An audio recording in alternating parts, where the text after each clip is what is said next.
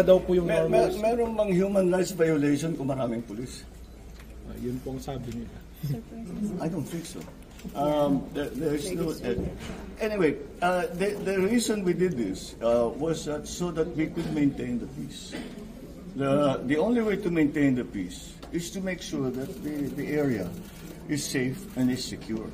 And considering this is a 30-hectare compound, kailangan mo talaga ng maraming tao. Hindi mo pwedeng gawin ito na isang dosenang pulis. Para hindi na bale yung mga lumalaban o yung mga nagre-resist, nanghaharang, hindi na bale muna yun. Para lang yung pag-inspeksyon ng 30 hectares, kailangan mo na kagad ng maraming tao. So, Do you think he'd better I do not. I do not see. I think what they're talking about is political na yan. Hindi na totoo yan. You go to any human rights advocate, there's nothing that we did. Lahat ng pumasok na pulis, hindi armado. Walang baril, kahit isa. Hindi kami gumamit ng tear gas. Wala kaming ginawang ganun.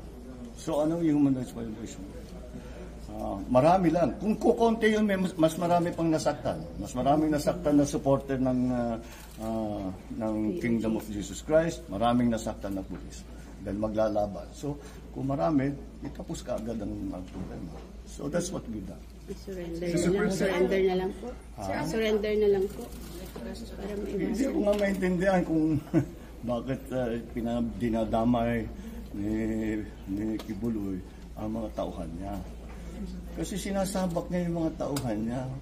Wala namang kasalanan niya mga yan. They just believe they're looking for an answer, a value system, and they think they have found it with Kibuloy. But they did not sign up to be in the front line of this kind of thing that's happening now, that they will protect him from arrest, even when he has cases filed against him, not only here in the Philippines, but also in the United States.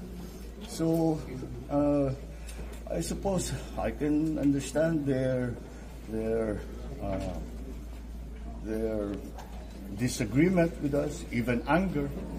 But all that the police are doing is enforcing the warrant of arrest against Apollo Kibuloy.